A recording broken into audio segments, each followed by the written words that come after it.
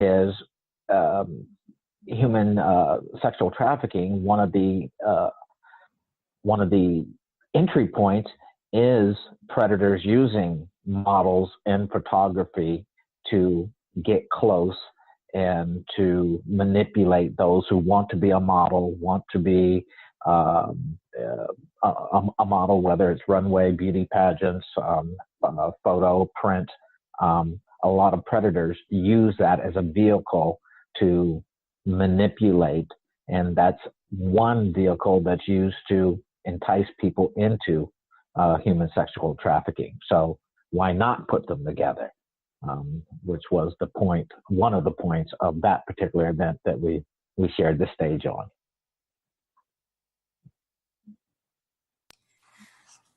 Right. And again, the beauty of just saying a powerful statement such as that, of basically, it's like women have the right to celebrate their own beauty. They have the right to be in a safe environment and not be judged as, as a target. And I just admire you and applaud you for taking the platform. And again, when we spoke again back in March, when we first met, when you did say men that defend. And to Janie, she'll probably, your thoughts on this. When you have men who is like Lamont, who is in the public eye most of the time with his television show and, celebrity status that he has, it's very rare for us to come into the space of men who will really, like as I said, like Lamont's stature here, to come out with that powerful hashtag and that defend. And to me, it's just completely admirable. So I know that there were 3 points that you wanted to drive in, but I wanted to ask you a question, Lamont, and then feel free to just, to just share with our audience. One of the things that I do ask is tell us, about that why. Why are you driven on the humanitarian space? And why and how did you find yourself in front of a television camera with this, big shows that you're doing? Which one first? How and why I got in front of the camera. It was by pure accident about 6 years ago. I had a supervisor at work who would bug me. Oh, you should be a model. You should be in comedy. You should be on TV, whatever. And I would just kind of roll my eyes and yeah, right. And one day she sent me what they call an open call that was going on in DC, where a show was looking for background people. So I figured, for the first time in 15 years, I'll placate her and go ahead and send in my picture. And then 2 days later, I was getting a haircut. My cell phone rang. I motioned for the barber. Oh, hold on a second. I answered it, and they said, oh, this is casting from House of Cards. We'd like for you to come in. I was like, oh, okay. And that's kind of where it started, by doing background work on a couple of major shows that came through here. And then about 3 years ago, started taking it serious and focusing on training on the craft, and kind of where I am today, moving forward on that particular journey. But it was not something that I really sought out. I fell into it totally by accident, and kind of running with it and seeing what I can do with it. I think that's that awesome. Was the second. Oh, yeah. I was just going to make a comment about that, Lamont. I think that's awesome. So some of our listeners is like when the opportunity knocks, about taking advantage of that moment. You never know, what your path can be formed as a result of just taking the opportunity. And it sounds like that's worked well for you. Yeah. And as I moved forward, the additional opportunities that have presented themselves, even like this opportunity, had I not been doing what I'm now currently pursuing, I likely wouldn't have had those opportunities to be able to express myself and have a broader audience for my truth and my voice. And I think that's really the main impetus behind the pursuit of this, is it opens me up to having a broader, my voice being heard a little bit more in a broader spectrum, to speak my truth. And it's my truth. It doesn't necessarily have to be anybody else's. But I had a pretty good foundation from my parents of what right and wrong is. And I just speak my truth based on that. And if it can have a positive impact on someone else, fantastic. I try to sponsor, at least here locally, and get involved with initiatives, as you had mentioned, childhood cancer, autism. I was a founding board director on autismfyi.org, and we deal with those on the autism spectrum as young adults. So it gives me a platform to at least within earshot of people I come across to promote and educate and inform and make people aware of some of these things that I find interesting. So I'm not locked into any one topic. If it touches me, if it strikes me, if I have an opinion on it, then I'll say it. And I typically have an opinion just about on everything. Doesn't mean I'm right, but I'll stand corrected in a heartbeat as soon as I hear better information than what I have deduced myself. But until that time, I'll go with what my gut tells me. And that's the beauty of Lamont. We are connected on the social media space. I can authentically say Lamont doesn't hold back on his opinions and thoughts of different issues. And that's part of what makes him completely unscripted. You know, there's a lot of folks that do watch what they have to say. In fact, Janie just posted about boundaries, right? And being directness and being direct. Lamont is that person.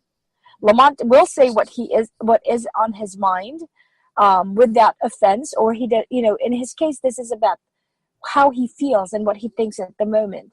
That is not meant to offend anyone, but it's in his sharing space. So I admire that about you. There's been many times where I've scrolled through through social media, and I start laughing my butt off because Lamont said something that I just went, I'm in agreement to it. And then he probably represents the voices of the masses when he says those things. But that's what makes him a beautiful person. Well, that's interesting you say that, because a lot of times, I just, as I like to call it, I speak my truth. And you're right, there are boundaries, but I think with some things that are going on, no, I'm going to speak my truth. And I find it interesting every time I kind of moderate and say, oh, I'm going to start pulling back on this particular topic because I'm getting sick of hearing myself talk about it. I'll run across somebody at an event that kind of follow me at times on my social media platform, and I never hear from them. I don't see them. I know they're there, but I don't see them. They don't make comments or likes or anything like that, but they'll tell me in person, oh, I absolutely love when you talk about X, Y, and Z. You're speaking for me. I don't feel I can talk freely on those subjects because of my work or whatever the case may be. So every time, it's funny, every time I say, oh, I probably need to pull back, I'll run into somebody who makes me say, no, keep speaking your truth. Speaking your truth, there can be consequences for that, negative consequences. But it's my truth, and I kind of don't care. As I'm a licensed psychotherapist here in Florida, Lamont, a lot of times I see people struggle with that, is finding their voice and understanding their truth and being confident in that. So I know you have belief around how to reconnect with our true power. So when I'm hearing you say that you are going to speak your truth, and at some point don't care because it is your truth, but yet you're humble enough to adjust yourself if someone comes with different information. What I hear in that is true power, is that you know who you are and you're able to come from that space. So could you share with us a little bit about your journey and to help our viewers, and how can they reconnect and have that same, you know what, I don't care, this is my truth and I'm going to speak it? Well, I'm getting old. I'm getting old, and I find the older you get, the more set you can be in your ways. And my purpose for being, even though I haven't, I mean, I heard someone recently say the two most important days of your life are the day you were born and the day you figure out why. And I haven't quite figured out why yet, but one of them is not being in fear for speaking my truth. As you alluded to, I do it. I do use my voice. I don't intentionally intend to offend anyone at all with my truth, because it's mine. And I try to do it based on my personality in a humorous way. So it can be biting, and I fully am aware that it's biting, and to a certain demographic, they may not think it's funny, but I do.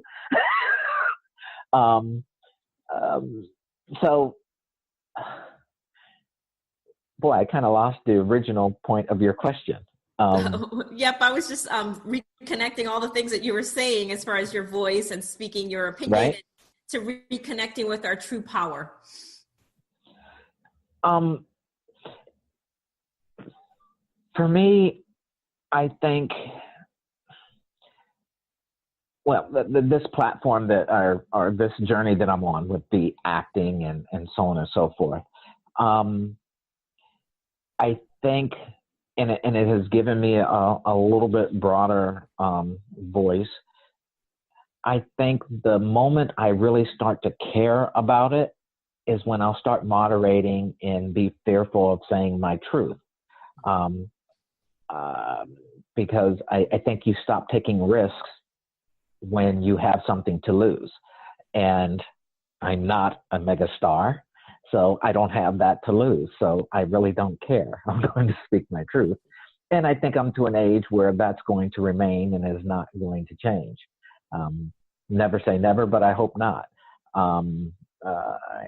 That's just who I am. And some people are in positions, I think, where they certainly do have to moderate it. They have a lot to lose. So it's something that everybody has to make their own choice. It comes from within. It's who you are. It's evaluating your life. But I tend to evaluate things, relationships, things from a kind of a perspective of, if this were my last days on this earth, who would I want to physically see before I moved on? What issues would be important to me? If I'm really going to be honest on any topic, I kind of look at it from that perspective. I peel the onion back. Would I care about this if this was my last week and I had some terminal illness and I knew I had a week to go? Would I care about this? Or would I want to make a lasting imprint on this thing? Or relationships. If you're somebody that I would really want to come by my bedside so I can tell you thanks, I enjoyed knowing you or whatever, then you're probably a good friend or a good relationship. So I just kind of I don't know where it comes from, but I kind of break things down to getting to the center of the onion on its true importance. And I keep saying it, but speaking my truth is of true importance to me, because that's what's going to matter when I'm gone.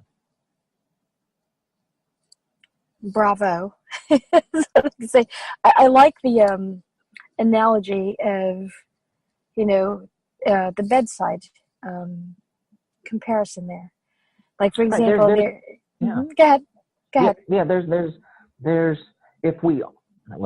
the way I think, if we all thought back of, if you were in your last hours or week, who would you definitely want to come by, just so you can tell them